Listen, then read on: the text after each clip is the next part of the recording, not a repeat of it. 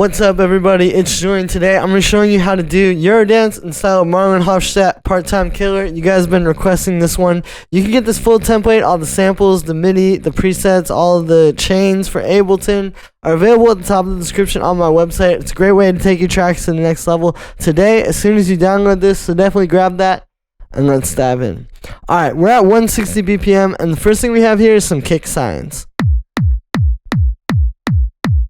So these guys have really huge kicks, and the secret to getting that is you're going to take a pretty powerful kick already, but there's quite a bit of processing to get it. So it starts as this. I'll show you the original sample. Right, so it's already a pretty big kick, but it's really lacking in a lot of the mid-range and the highs. So what we do is we take that first of all, and I made it a bit shorter. I also pitched it down to be in tune with the bass line, so it's at -1. Then we have some multiband compression.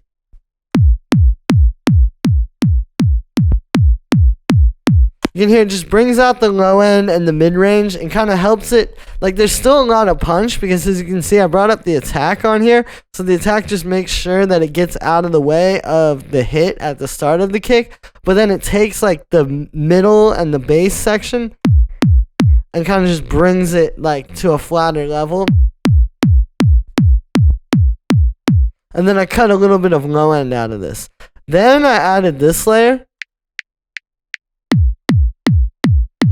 which you can hear adds a lot more click in the high end and the mid range. The way I'm doing this is it's the same kick. I'll turn off the processing. You can hear I made it super short. Right, I have it on classic mode with the sustain down all the way, so you just get a little bit.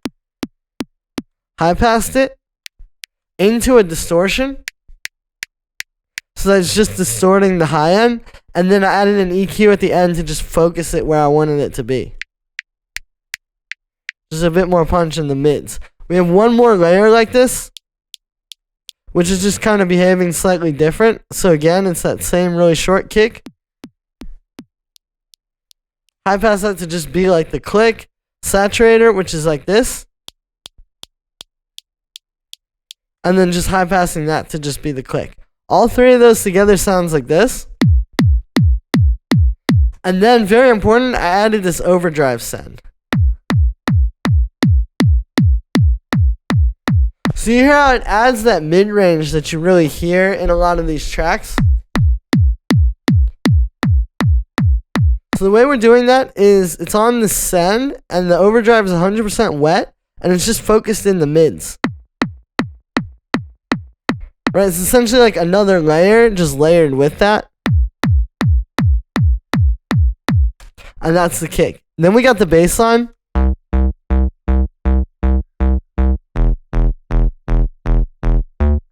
Now, this bass line might look complicated. It's actually a very simple progression. We're in the key of C major, and it's going right, just basically root, third, ninth. You can also look at this as E minor, and then it's 6th, root, 7th. But since this note goes lower, it seems more complicated than it is, right? It just goes down an octave. For the sound on this one, I made it with drift. I'll show you what it sounds like with no processing.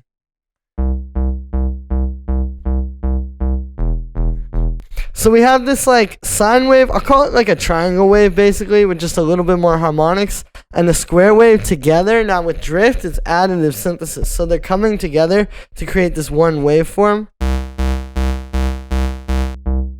Then I have a low pass filter, which has this very short punchy envelope on it. I've also put this into monophonic, so none of the notes overlap. Then there's this roar, which is just on the mids and highs. You can see I actually brought up the low here, which is basically where the mids are. So you can hear the low end stays intact, and then there's just a bit of distortion on the mids and highs. Similar to the kick, it just gives it more body. I've got this tube shaper on the mids, and then this fractal on the highs. And you can see I brought the bias up pretty heavy too. It basically just tells you where on this little waveform here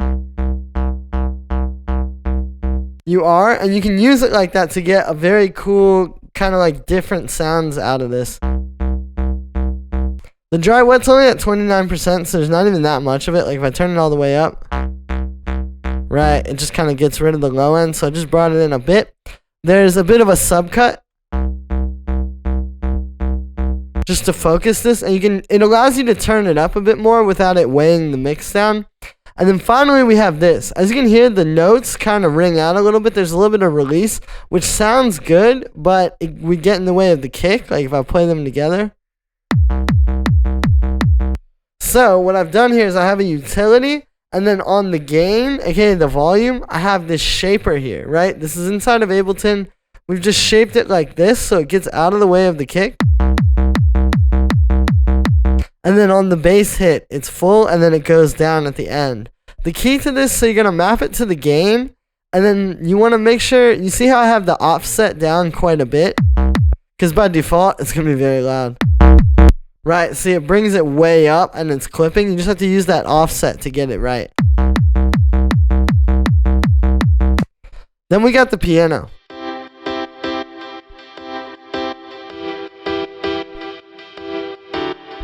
So what we're doing here is it's following the same progression. It's just inverted a little bit different. Right? That's that same chord progression you just saw on the bass line. C, E, D. And then what we're doing here is I have a C major chord. And I kept those top two notes and just changed the bottom notes. And then I added, in this case, the thirds. So in this one, right? And then it's this rhythm, which, like with the kick and bass pattern, it grooves really well.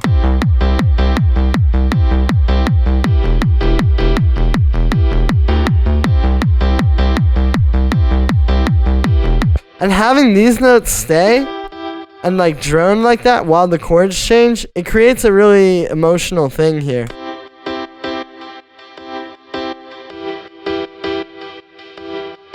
Right, it works really well in the track. For the sound, I want to show you what it started as. It's literally just the Ableton grand piano, like the most basic one that comes with every version of Ableton. You just have to do a little bit to give it some magic. So I've used this EQ here. I brought up the high end and just got rid of all the lows. You know, it's a lot less muddy and it sits better on top of the bass line now. I have OTT, which is just this very over-the-top multi-band compression.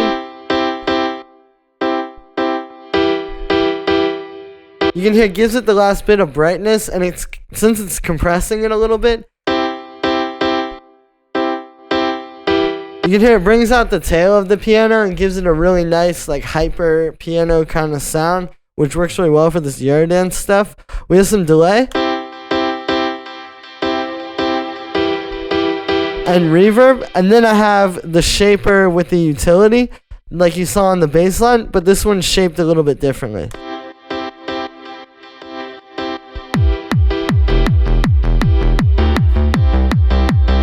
Then we got this little trancey pluck here.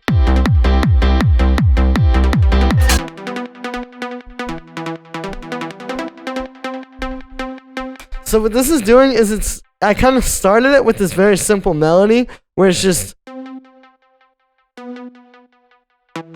right? So this is in the key of E minor. This would be the 6th, the 5th, and then the root, right? It just started like that, and then I added these other notes. And when you listen to this, it sounds really complicated, like especially if you don't know what you're hearing, because it's jumping around so quickly. But it's actually very simple. It's not using that many notes from the scale. It's just the same ones as the piano, like the 3rd, the root, right? But it's just happening so fast that it sounds really complicated. And then you put that with the bass line.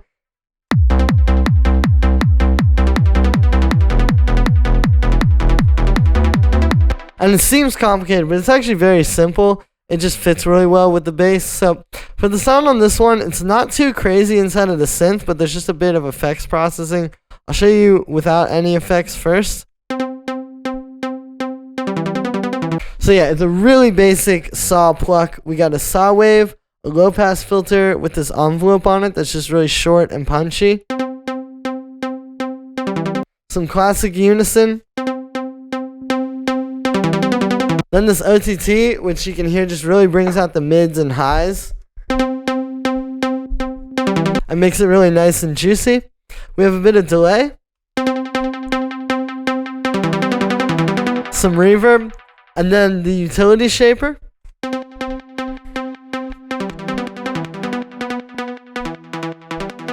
And then a high pass filter at the end, making sure not to cut out too much. Like, it's easy to make the mistake where you just, you know, and technically you are getting rid of the low end that's going to clash with the bass, but you're also getting rid of a lot of the sound. You can get rid of that low end that would get in the way of the bass and still, like, keep the sound intact. So that's what we're doing there. Then we got some vocals.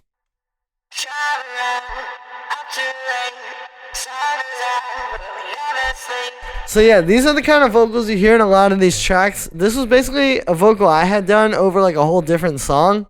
Drive around, I'm too late. If I play the original, I'll pitch it back down. Drive around, I'm too late. Sun is out, but we never sleep. Right, you can hear that's the original pitch. That sounds a lot more like me. And then I just took it and I put it in here. I pitched it up to be in key with the track. So in this case, +3 is what matched. I've got a little bit of auto-tune. Drive around, I'm too late. Right, so it has that very like chopped kind of like, you know, edit sort of feel that you hear in a lot of these tracks, or like the remixes especially. And then we got this vocal chain. So you don't need much for a vocal chain. You just have to know how to use it. For one, with this kind of stuff where you already have so much going on in the low mid-range and the low end, I like to just high pass it. Drive around, I'm too late. Right, you can hear it just focuses it to the mids and highs, so it's not going to get in the way of those other synths. A glue compressor, which is going really heavily. Drive around, I'm too late. Sun is out, but we never sleep. A bit of distortion. Drive around, I'm too late. Which you don't need, but a lot of times these guys do use distortion, and it gives it a nice texture. Some reverb. Drive around, I'm too late. Pretty long too, so it's got a lot of space. And then this delay here. Now the secret with this is it's not, you don't really hear a lot of delay, but because it's happening so fast, and then I have the ping pong setting on, it's just creating a stereo widening effect, which is really good for vocals because it sets it apart from the other melodic elements. Right, it just puts it to the sides so that the other elements can be right down the middle, and you still have your vocal, but it's not getting in the way. And then finally, we have a high pass at the end of the chain because the distortion and reverb and stuff can add a bit of low end. Then the last part here is even on the vocals, I like to use a little bit of this like volume shaping sidechain effect. I think with this kind of stuff, you know, obviously not all genres of music you want to do this, but when it's these big, powerful Eurodance edits,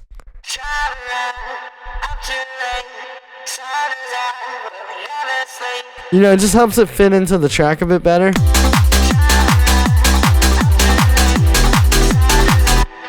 Then we got our main drums.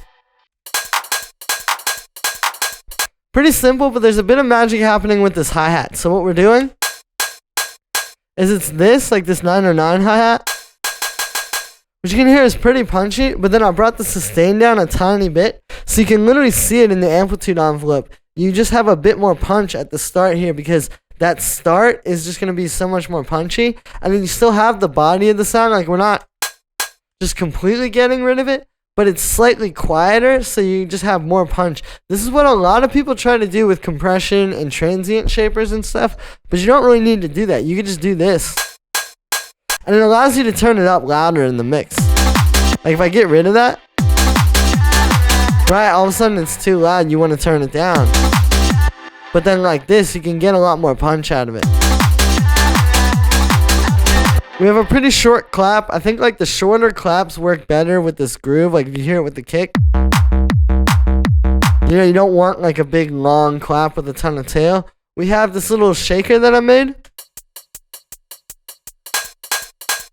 where it's just playing on every other 16th note, and there's a little bit of swing too, like I dragged it back. So it's kind of creating, it's like a hi-hat loop, but it's two different hi-hats. So you get kind of some cool live sounding stuff. And then we have a rave loop made with 2 layers. The reason we're doing this is one is just for the high end. Right? So it's this loop. Like some house drums. This is how these guys do it. It's house drums. And then it's high passed. And I have the shaper utility thing on there for the side chaining. And then we have this one, which I'll play the original. You can hear that's a lot more just in the mid-range. We're still high passing it a little, but we're focusing it in the mid-range and it's lower high pass. And then the same shaper utility. And you put them together and it just becomes one loop. And yeah, these things are very important for the drums. Like if I play the whole drums without this, right, you can hear it's good, but these things just add so much energy.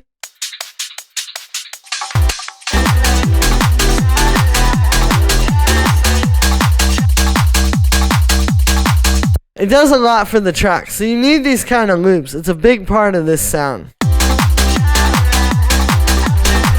And that is how you make Eurodance in the style of Marlon Hoffstadt and Part-Time Killer. So thank you guys so much for watching this video. Make sure to like as well as subscribe. And let me know if you want to see more of these kind of videos in the comments. You can get this full template, like I said, at the top of the description on my website. So make sure to grab that. There's not much you can do right now to make better tracks instantly. But as soon as you download this, you'll have a great template to allow you to make tracks. You even have a vocal in here you can work with. Send me, if you guys make any tracks with this vocal, definitely send it to me. Thanks for the support, everybody, and I will see you tomorrow with another video.